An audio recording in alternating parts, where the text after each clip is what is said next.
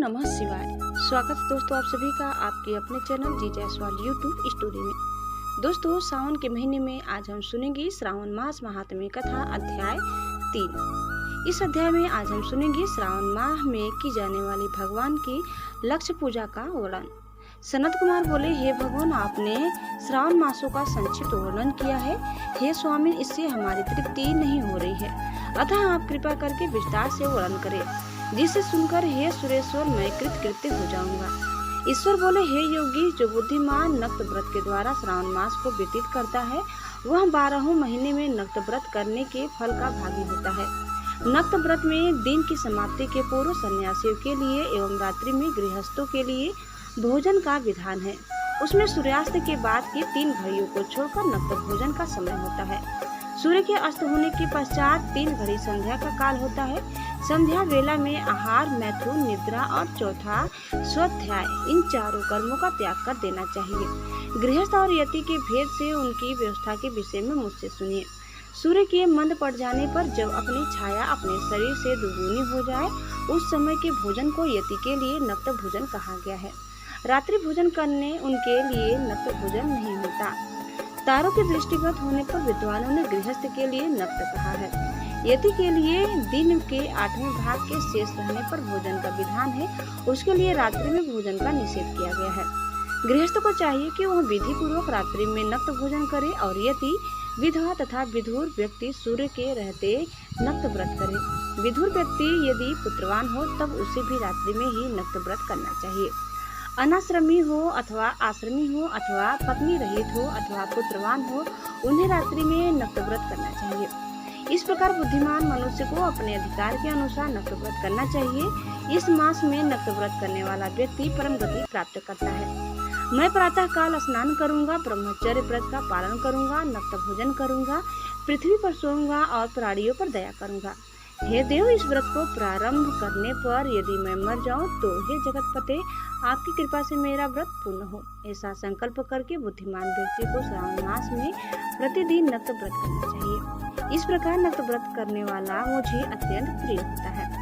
ब्राह्मण के द्वारा अथवा स्वयं ही अतिरुद्र, महारुद्र अथवा रुद्र मंत्र से महीने भर प्रतिदिन अभिषेक करना चाहिए।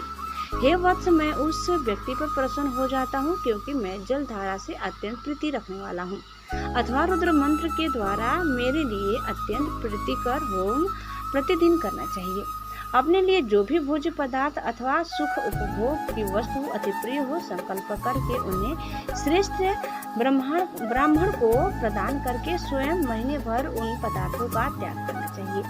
हे मुने, अब इसके बाद उत्तम लक्ष्य पूजा विधि को सुनिए।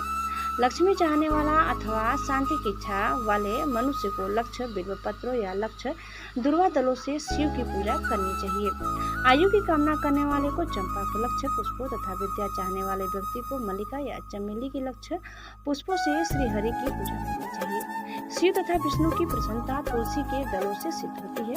पुत्र की कामना करने वाले को कटेरी के दलों से शिव तथा विष्णु का पूजन करना चाहिए। बुरे स्वप्न की शांति के लिए धान्य से पूजन करना प्रशस्त होता है।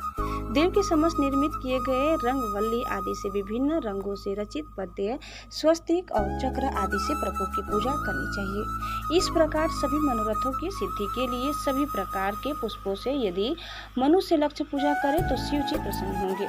तत्पश्चात उद्यापन करना चाहिए, मंडप निर्माण करना चाहिए और मंडप के त्रिभाग परिमाण में वेदिका बनानी चाहिए। तदंतर पुण्य हवाचन करके आचार्य का वर्णन करना चाहिए और उस पर मंडप में प्रविष्ट होकर गीत तथा वाद्य के शब्दों और तीव्र वेद ध्वनि से रात्रि में जागरण करना चाहिए।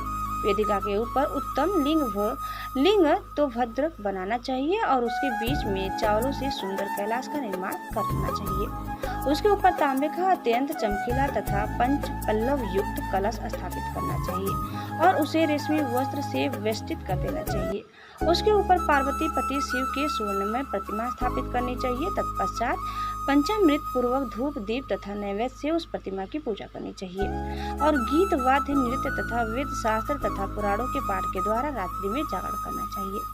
इसके बाद प्रातः काल भली भांति स्नान करके पवित्र हो जाना चाहिए और अपनी शाखा में निर्दिष्ट विधान के अनुसार वेदिका निर्माण करना चाहिए। तत्पश्चात मूल मंत्र से या गायत्री मंत्र से या शिव के सहस्त्र नामों के द्वारा तिल तथा घृत मिश्रित खीर से होम कराना चाहिए, अथवा जिस मंत्र से पूजा की गई है उसी से होम करके पुनः आहुति डालनी चाहिए। इसके बाद वस्त्र अलंकार तथा भूषणों से भली भांति आचार्य का पूजन करना चाहिए। तत्पश्चात अन्य ब्राह्मणों का पूजन करना चाहिए और उन्हें दक्षिणा देनी चाहिए। जिस वस्तु से उमापति शिव की लक्ष्य पूजा की हो उसका दान करना चाहिए। स्वर्णमयी मूर्ति बनाकर शिव की पूजा करनी चाहिए। यदि दीप कर्म किया हो तो उस दीपक का दान करना चाहिए। चांदी का दीपक और स्वर्ण की वर्तिका अर्थात बत्ती बनाकर उसे गोघृत से भरकर सभी कामनाओं और अर्थ की सिद्धि के लिए उसका दान करना चाहिए। इसके बाद प्रभु से क्षमा प्रार्थना करनी चाहिए और अंत में 100 ब्राह्मणों को भोजन कराना चाहिए। हे मुने, जो व्यक्ति इस प्रकार पूजा करता है मैं उस पर प्रसन्न होता हूँ। उसमें भी जो सावन मास में पूजा करता है उसका अनंत फल मिलता है। यदि अपने लिए अत्यंत प्रिय कोई वस्तु मुझे अर्पण करने के विचार से इस मास में कोई त्यागता है तो अब उसका फल सुनिए। इस लोक में तथा परलोक में उसकी प्राप्ति लाख गुना अधिक होती है। सकाम करने से अभिलक्षित सिद्धि होती है और निष्काम करने से परम गति मिलती है। इस मास में रुद्राभिषेक करने वाला मनुष्य उसके पाठ की अक्षर संख्या से एक एक अक्षर के लिए करोड़ करोड़ वर्षों तक रुद्रलोक में प्रतिष्ठा प्राप्त करता है। पंचामृत का अभिषेक करने से मनुष्य अमरत्व प्राप्त करता है। इस मास में जो मनुष्य भूमि पर शयन करता है उसका फल भी मुझसे सुनिए। हे द्विश्रेष्ठ, वह मनुष्य 9 प्रकार के रत्नों से जड़ी हुई सुंदर वस्त्र से आच्छादित बिछे हुए कोमल गद्दे से सुशोभित देश तकियों से युक्त रम्य स्त्रियों से विभूषित रत्न निर्मित दीपों से मंडित तथा अत्यंत मृदु और गौड़ाकार प्रवाल मणि निर्मित अथवा हाथी दांत की बनी हुई अथवा चंदन की बनी हुई उत्तम तथा शुभ सैया प्राप्त करता है। इस मास में ब्रह्मचर्य का पालन करने से वीर्य की दृढ़ पुष्टि होती है। ओज बल शरीर की दृढ़ता और जो भी धर्म के विषय में उपकारक होते हैं वह सब उसे प्राप्त हो जाता है। निष्काम ब्रह्मचर्य व्रती को साक्षात ब्रह्म पर प्राप्ति होती है और सकाम को स्वर्ग तथा सुंदर देवांगनाएं की प्राप्ति होती है। इस मास में दिन रात अथवा केवल दिन में अथवा भोजन के समय मौन व्रत धारण करने वाला भी महान वक्ता हो जाता है। व्रत के अंत में घंटा और पुस्तक का दान करना चाहिए। मौन व्रत के महात्म्य से मनुष्य सभी शास्त्रों में कुशल तथा वेदांग में पारंगत हो जाता है तथा बुद्धि में बृहस्पति के समान हो जाता है। मौन धारण करने वाले का किसी से कलह नहीं होता, अतः मौन व्रत अत्यंत उत्कृष्ट है। दोस्तों, इस प्रकार श्री स्कंद पुराण के अंतर्गत ईश्वर सनत कुमार संवाद में श्रावण मास महात्म्य में नक्त व्रत, लक्ष्य पूजा, भूमि शयन, मौन आदि व्रत कथन नामक 3रा अध्याय पूर्ण हुआ। दोस्तों, आगे कथा सुनने के लिए आप दूसरे वीडियो को अवश्य देखिए। उम्मीद करते हैं कि आपको हमारी आज की यह कथा जरूर पसंद आई होगी। कैसी लगी कमेंट करके बताइए। चैनल में नए हैं तो प्लीज़ लाइक, शेयर और सब्सक्राइब करना न भूलें। धन्यवाद। ओम नमः शिवाय। हर हर महादेव।